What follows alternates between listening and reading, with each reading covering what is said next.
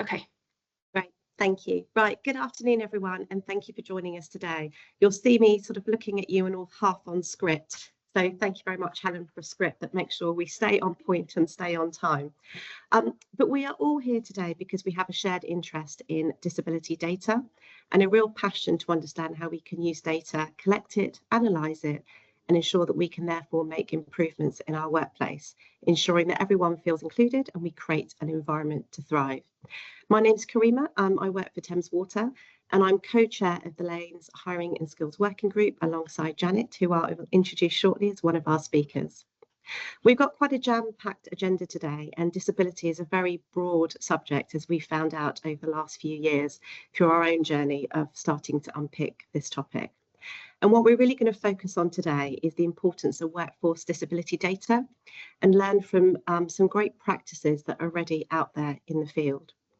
So thank you for those that are from our network that have joined us, but also we know there's a number of new faces that have also joined. And thank you for being here today. Over the last 3 years, we've really been focusing on how we start to develop workforces that reflect London's diverse communities. We see a record-breaking job vacancies across all sectors, and we focused on how we can unlock this talent to address that. We actually started our journey looking quite broad around the untapped talent agenda, and then quite quickly started to focus in on disabilities and long-term health conditions. As a group, we recognise that the responsibility for developing inclusive workforces spans many organisational roles and layers, but it's really crucial that what we do and the work we do starts to reach as many people as possible. So I would encourage you, whether it's sharing the recording of this webinar afterwards or any of the rich data that you hear, please take it back into your business and also other colleagues you might work with in other businesses. We can only start to really shift and make some real change by getting more employers involved. So we encourage you all to explore all the research and data you'll hear from colleagues today, and also we will send out some follow-up post the session. So with that in mind, let me just introduce you to our speakers and then let's kick off our session. So Paulette will be joining us shortly from Radius Networks, experts in supporting employers to make policy changes that help create an inclusive workforce opportunities. Janet, then my co-chair from Waltham Forest College, who's principal and CEO, will talk us through how and why they published their first disability pay gap report. We'll then hear from now let me make sure I pronounce this correctly, Saikisha, I hope that's correct, our Equality, Diversity and Inclusion Specialist on a successful campaign that it's encouraged self-reporting of diversity data within the Greater London Authority. And then Soraya, who leads the work that we do on the Lain's working group, will share with us how we can explore this further and ensure that toolkits and resources that we have available are there to benefit others.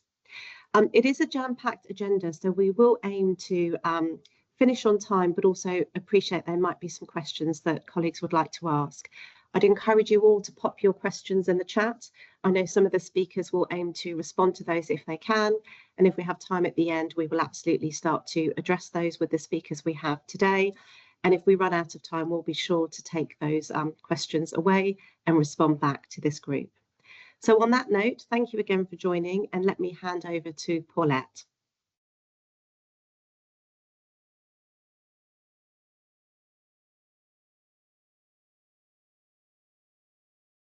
Paulette, I'm just checking you can hear me.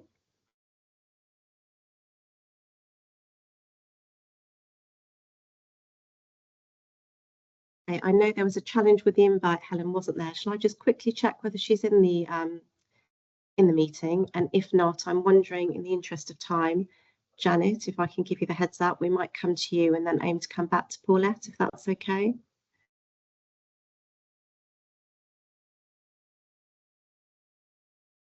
Helen, I'm not seeing Paulette on the invite, so maybe just behind the scenes, if we can just reach out to her. And Janet, would you be okay if I hand over to you to kick off now? Yeah, that's absolutely fine. Okay, brilliant. Thanks very much.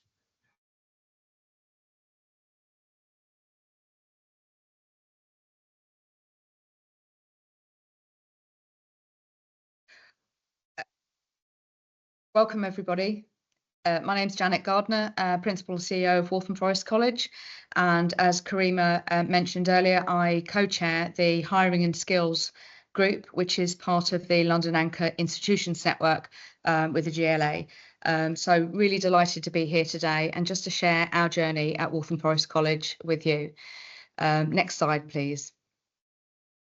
Just to give you a little bit of context about who we are and where we are a general further education college in North East London, supporting around 7,000 students and employing 350 staff. And the reason I'm talking to you today is in our capacity as an employer. We are an anchor institution and a key employer within the borough. And it's in that capacity that we are promoting this work with as an inclusive employer. So we have achieved the Good Work standard and have spent quite a long time on our journey looking at the culture and the proposition of ourselves as an employer. And so next slide, please. Looking at publishing our data was the next stage in our journey. So we've done a lot of work, as I'd mentioned, about looking at our culture and what we offered for both our students and our staff, but really felt that there was more work to do to ensure that we were an equitable employer of choice. And we wanted to make sure that we raised awareness about where we were and what we needed to do, how we could be more inclusive, even down to looking at particular wording on job adverts, for example, to make sure that that was being fully inclusive and not having barriers that didn't necessarily need to be there.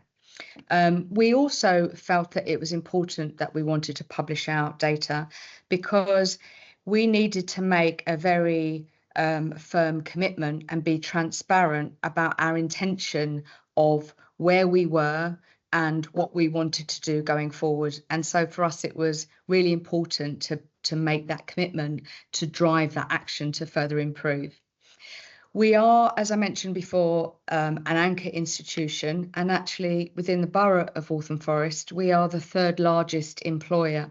So it's really important for us to be a role model, not just to our students and staff and local communities, but to other employers that we work with, and hopefully other organisations within our own sector to try and encourage people to make that change. And lastly, as well as the clear moral reasons, there is also a business reason, as finding staff and ensuring that you can recruit the very best talent. We wanted to make sure that we weren't leaving any untapped talent behind and not really fostering opportunities to develop and support both internal and external candidates. So there were really clear drivers for us to publish our data. Next slide, please. So how did we go about doing that? Well, firstly, I should say that we started off reviewing the information that we held on our people. And I'll be really honest, I was quite naive and I thought we've got the information, we'll just kind of publish it tomorrow. And actually, there's a lot more work involved in that. So when we reviewed our data, we realised that actually much of the information we had on staff, particularly around disability, wasn't really consistent. There were some gaps. Some of our staff were very long-standing staff, and so some of the information that we may have captured from an HR point of view was actually captured often on the point of recruitment, but wasn't necessarily updated in the way that we would find most helpful to drive through further actions in the future. And importantly, identify those needs that may have changed over time, because often staff may join in one position and their needs and challenges may change over time. And so understanding how that may have adapted over time was really important for us. We had to consider very carefully our communication strategy. So staff really understood what we were wanting to capture and, more importantly, why. What were we going to do with it? How was it going to be used, particularly to support and understand and measure the actions that we were going to do going forward to help?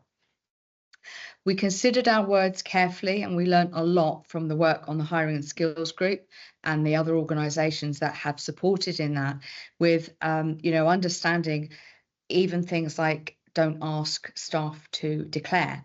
Using the word declare sometimes sounds like it's something negative or not a positive. So just asking to share and understanding how it's used to help support and ensure we get the very best out of people, rather than just declare and what adjustments do you need. They are very negative connotations. So there was a lot of work that went into us considering just how we captured that data. And also making sure that you have support throughout the whole organisation, including board level, so that everybody's really on the same message about what you're doing and why is really important. We had an EDI, an Equity, Diversity and Inclusion board within the college that's made up of staff, students and governance. And that's been really helpful as well in making sure that we're kind of on track and on progress. Next slide, please. So what was the impact? Any statisticians online, a word of caution, we are aware that our rate of sharing is still low. So just over 7.3% of our staff have shared that they have a disability or long-term illness. That is broadly in line with the regional demographics of our area and slightly below national average. But we're also very mindful that even those regional and national rates are likely to be way underreported to reality of the kind of position that people are in. And so, there is a word of warning on that rate.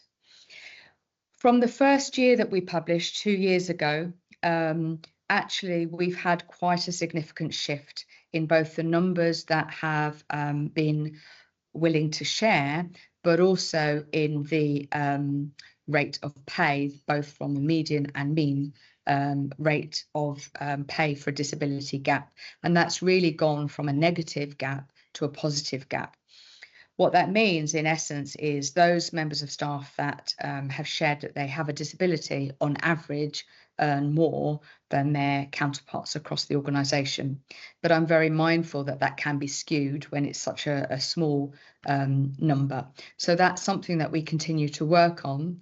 Nevertheless, the impact just in 1 year of encouraging more and more people to share that information, and in the range of practices and processes and approaches that we have changed with our recruitment processes and support for staff, has significantly shifted the dial in a positive way, and we really hope that that's going to continue.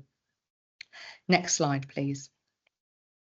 So what's next for us? It's certainly not job done. We're still on a journey and we still have a way to go, but we're really pleased that we will be continuing to prioritise and review our progress, making sure that there are staff specialist and more bespoke staff support available, and making sure that this maintains a high priority throughout the whole organisation.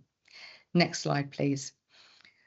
And finally, what have we learned from this? So my advice is anybody considering, firstly, look at your data, take your time and make sure that you have an accurate picture, a consistent picture of the kind of where you are as your starting point, and be really clear about what you publish and why. And that's really important. Why are you doing this? What difference do you want to make? What do you want for your organisation going forward? And be really clear about that commitment, and that you're going to drive that at all levels to make that positive change and difference. I would highly recommend working with other organisations and advocacy groups There's a number of different organisations around that will support some on the call today, and including GLA and Lain colleagues, as well as other anchor institutions that will share their experiences, help share information, policies, etc., and really learn from some of them. It's well worth looking at a collaborative approach. And my final piece of advice is be brave. You know, it can be quite daunting. You know that your organisation potentially is going to be held up to further scrutiny and have a spotlight, and that can be really daunting. But being really clear on what you're doing and why, and the positive change that you want to make, not just to your immediate workforce, but to the wider communities and to Londoners, is really, really important. So I would say be brave and make that change. Happy to answer any questions. I think not sure if we've got time now, but if not, I'm happy to answer any questions at the end. Thank you so much. Janet, that's brilliant. Thank you. Very, very clear, the energy, the passion that's coming through, and it's being delivered. And this will be year 3, it sounds like, in terms of publishing that. Please put your questions in the chat. And I think what Janet has said, you've got to start somewhere. And, you know, lots of hints and tips as to what to do. And the Lain employers, as well as others on the call, are definitely here to help. So we're more than happy to follow up. So thank you, Janet. I've seen that Paulette has now joined the call. So can I just double check you're there? And Helen, if we can head back to Paulette's slide, that would be great. Thank you. So Paulette's going to talk to us about the importance of workforce disability data.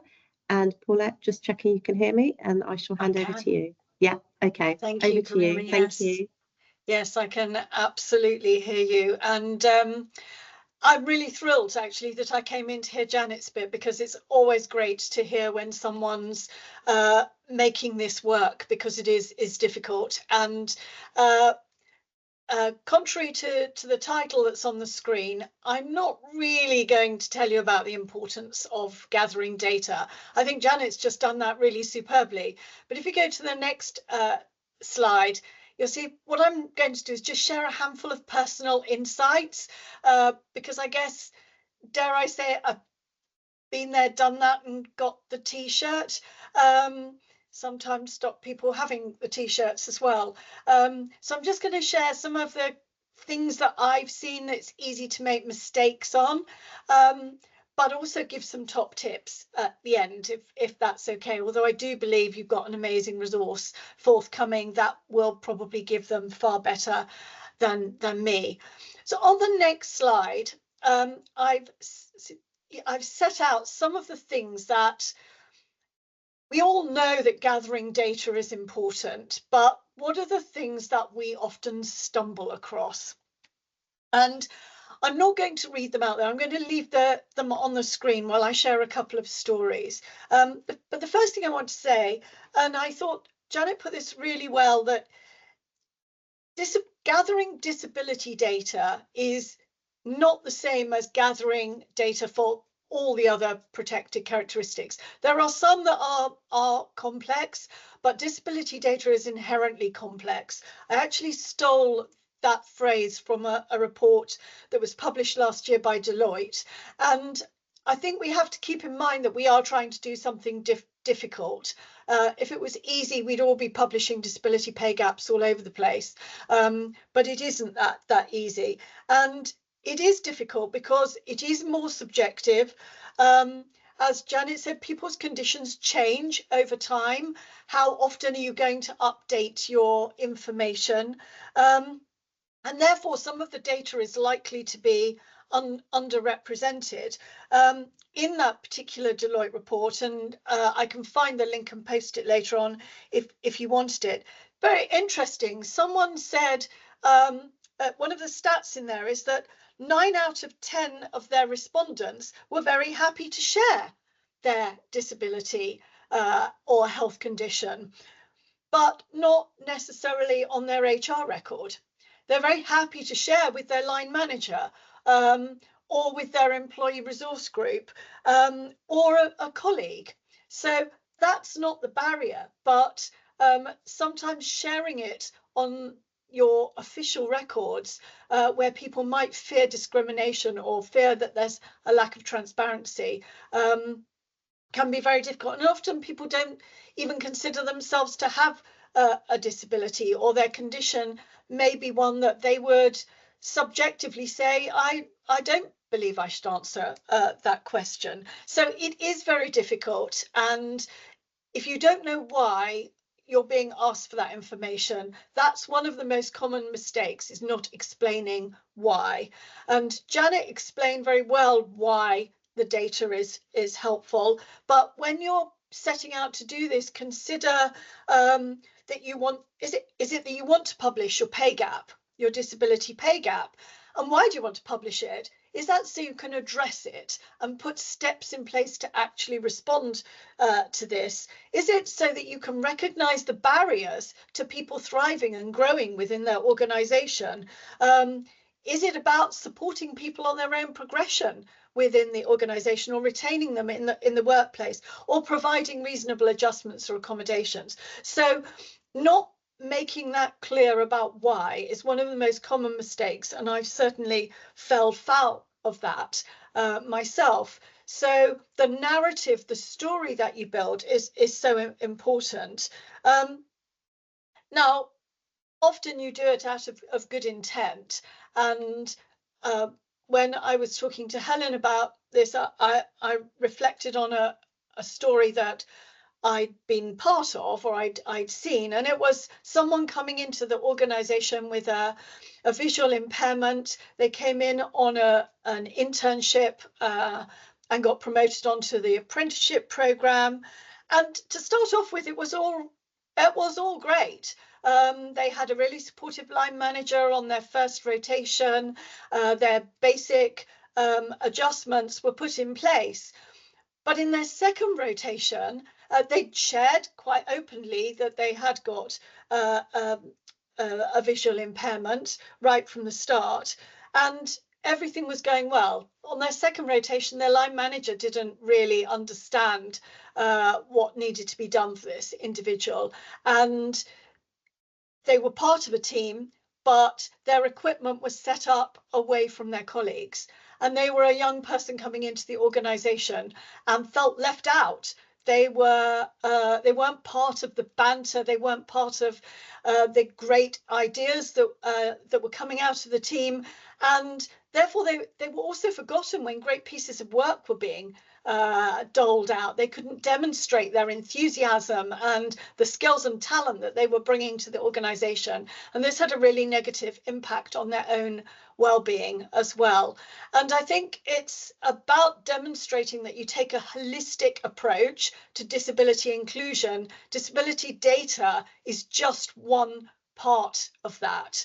And the training that you put in place for your line managers, the support that you put in around employee networks, employee resource groups, is really, really important. You can't say one thing, we're gathering data because we're a great organisation, and then not follow through on meaningful actions.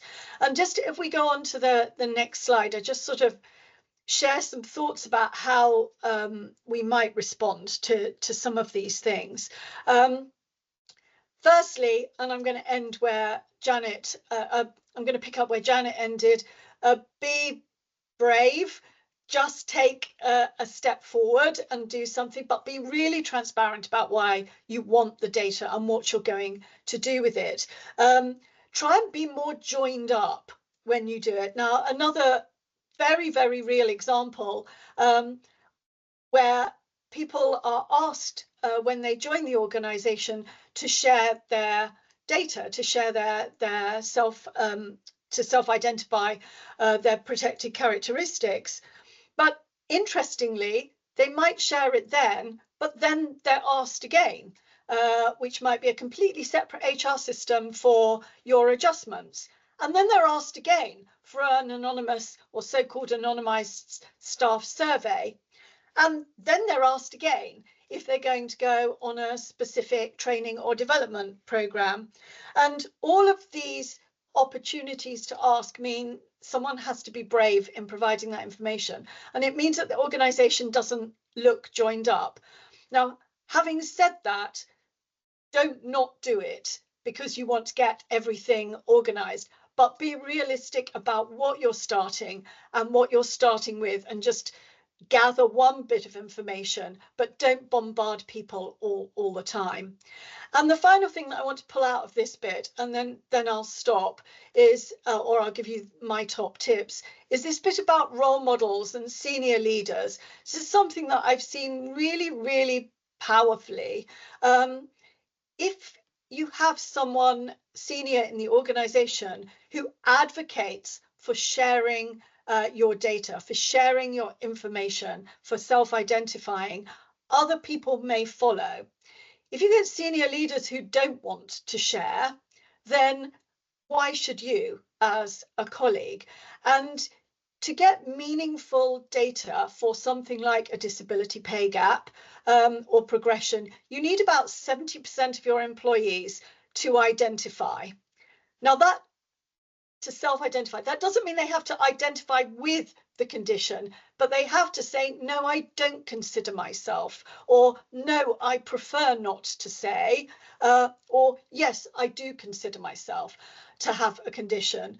And the questions at the back of the guidelines, the resources that will be available to you, give you that spectrum of questioning, but you need that 70% in order to gather meaningful and realistic data that you can do something with. So having a senior advocate who says, yep, I've shared my data, I think this is important, who is part of the narrative and the story, I have seen that work so powerfully.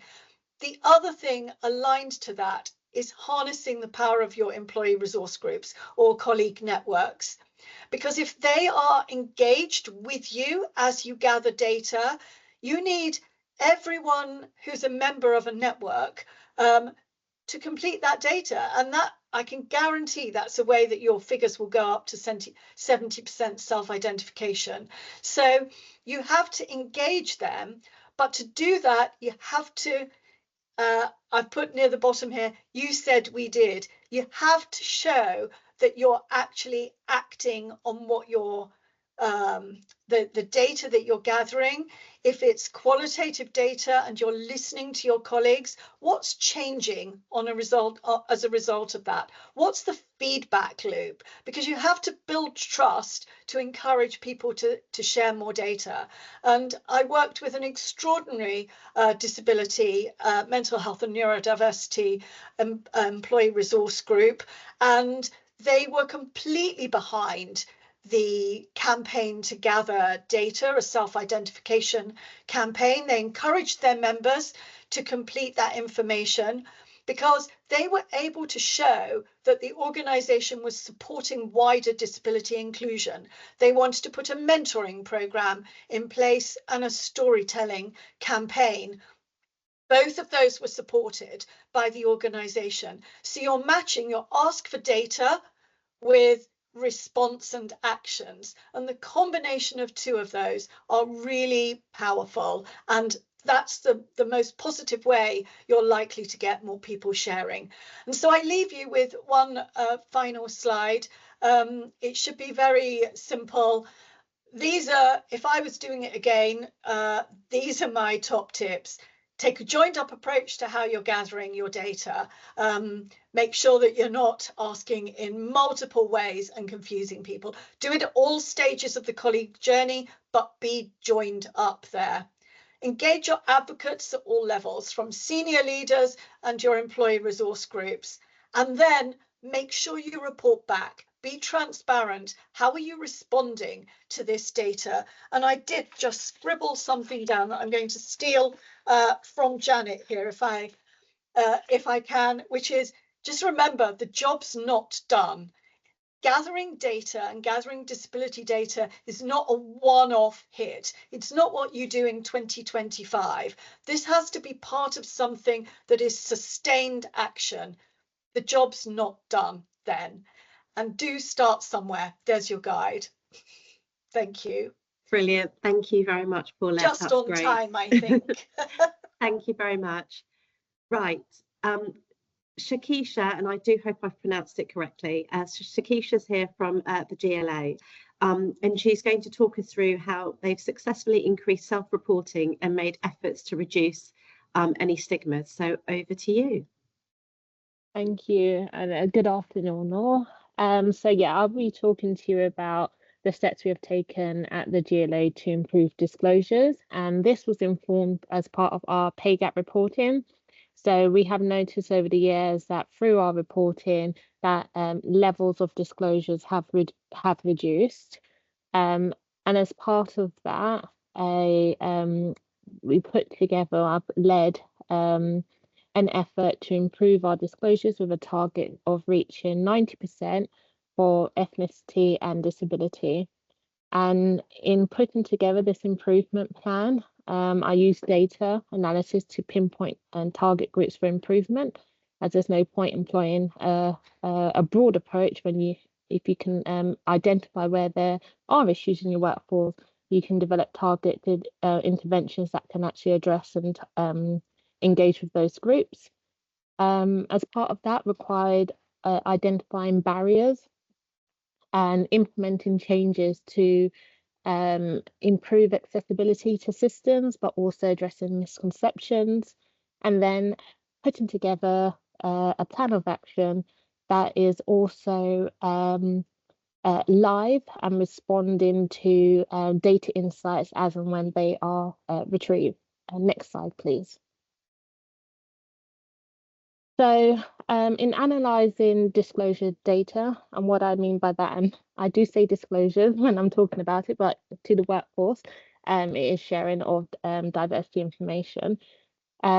So what I did was looked at disclosure data, so those that have shared and those that have not, and understand where in our employees segments those individuals or clusters sit. And what that uncovered was a negative correlation, and that negative correlation showed that those that have, let's say, recently joined the organisation had reduced levels of disclosure, and those at the lowest grades in the organisation had lower levels of disclosure. And what that meant was that in developing, responses, I could target those groups which I knew improvements would drive the most improvements in our overall declaration rates. Next slide, please. So in order to, once I got those insights, the next step was really engaging with some of our stakeholders, and particularly staff networks. As from the data, I could see that our disclosures for disability was quite reduced compared to ethnicity. So in engagement, the networks are built an understanding as to, what are the barriers to staff sharing their disability status? Is it simply a thing of accessing the system? Is it that staff have, fears as to, progression opportunities? Or is there a cultural issue that we're not aware of? In addition to engagement with staff networks, senior leaders, so senior leaders have been driving this effort, taking real accountability within their respective areas.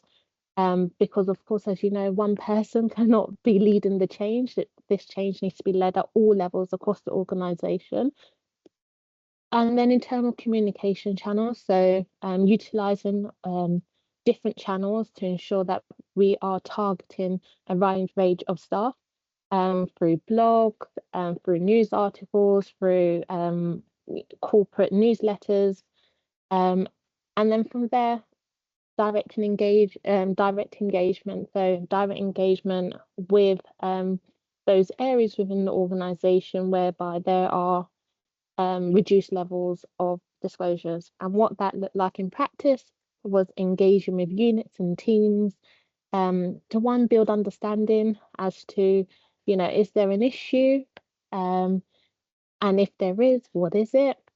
But also providing support to staff to share their information and answer any questions that they may have. Next slide, please. So as part of that, informed by not only data, but also the lived experiences of staff, I put together an improvement plan, and this plan included educational pieces, so clarifying how diversity data is used, how it's safeguarded, and what we use data for and have used data for in the GLA to bring about change. So particularly for our pay gap reporting, our workforce reports, we use that data to inform our strategies, to inform our action plans and a targeted response. Develop FAQs to address common concerns. So, you know, who has access to my data? So just reassuring staff that, for one, your line manager doesn't have access to your diversity data. And then providing guidance to managers as to how to have those conversations with staff and how to encourage staff to share their diversity information. And as part of that, reinforcing that, you know, it is voluntary, and whereby you may not want to share your status, you can select prefer not to say, and prefer not to say within and of itself is insightful, and it can be indicative of wider issues. So encouraging staff to also share that they don't want to share, which we call an active non-disclosure. And then using Nudge Fairy to reinforce our messaging. And this is achieved through various different mediums. So story sharing, whereby we have employees and leaders sharing personal accounts as to why they share their diversity information and why it's important and what it means to them. As I said, senior leaders really drove this campaign, and in doing that, led by example. And transparency and trust, as I said, you know, reinforcing why we collect the data, how it's used, who has access to it, and then tailoring communications based on the different employee groups. So having a bespoke piece of messaging for those that have recently joined the organisation, and bespoke messaging for those at lower grades. And where staff are at lower grades, their roles may be different. So, for example, lower grades are security staff, which means that they're not ordinarily around a desk or using a laptop or whatever it may be, and to be able to access systems to update. So bringing resources to them to allow for them to share their information. Next slide, please. And what you can see is that there has been quite significant improvement in our diversity data, particularly for disability. And as part of the campaign, disability was a real focus, and really defining what is a disability, because disability tends to be often understood as something physical, whereas, you know, there are many different disabilities and impairments out there, many of which are non-visible, and long-term health conditions. So ensuring that communication engagement and staff really does lay it out. What does that mean? And as part of that, would you consider yourself to have a disability? So one of the priority areas, as I said, was for those under 2 years service, and you can see that there's been quite a jump through much of the targeted engagement in disclosures for disability and ethnicity, particularly for under 2 years. And overall, across the GLA, which is figure 3, you can see for ethnicity, we're about 91% if we round that up, and for disability, 87%. So there is still more work to be done, and we recognise that, which brings me on to the next slide. Next slide, please. So sustaining progress. So in order to ensure that progress is sustained and embedded, it's about embedding it into practice. So looking at onboarding processes where there are prompts. One of the things that I have done as part of this is ensuring that there is that automated transfer of diversity data from recruitment into HR systems, so that individuals do not necessarily have to go into the system to update their information. Instead, individuals are encouraged, and particularly for disability, whereby we know that you know, you can develop disabilities throughout the life course, that they're encouraged to update that. So embedding that into practice, into our strategies, we're currently looking at the second phase of our workforce EDI strategy, so ensuring that it's embedded within there, and then ensuring ongoing monitoring and evaluation. which throughout this campaign, there has been weekly analysis of data and where we're at, but going forward, that will reduce down to quarterly to ensure that the measures we have put in place and the communications that we are sending out are still relevant and effective in line with the priority areas and issues that our data is showing. So that is it from me. Brilliant. Thank you so much, Shakisha. Really insightful, and I have to say your stats are amazing in terms of that declaration. It's really positive, so well done. I think that's the highest I've ever seen. So we should be coming back and getting some insight, and we're trying to do some targeted comms at the moment as well. So thank you. Soraya, thank you for popping in the chat some of the resources. If you're happy, I'll bring the meeting to a close because I'm conscious it's 1:45. Soraya was going to take us through the sort of toolkit and guide available for those on the call that would like to take that next step in the journey. But mindful of time, we'll follow up with an email today, and the link is in the chat for those resources. So I guess just to bring the meeting to a close, well, first of all, to thank all the speakers to be very open and transparent about what they've shared with us. And I think that open and transparency is very clear when we start to talk to our colleagues across the business as to why we're doing this. So that's definitely came out loud and clear in all the speakers. We also heard that it's not easy to do, but actually if we're clear on why and why we're doing it, but also note that it's not a one-hit wonder, it's not job done.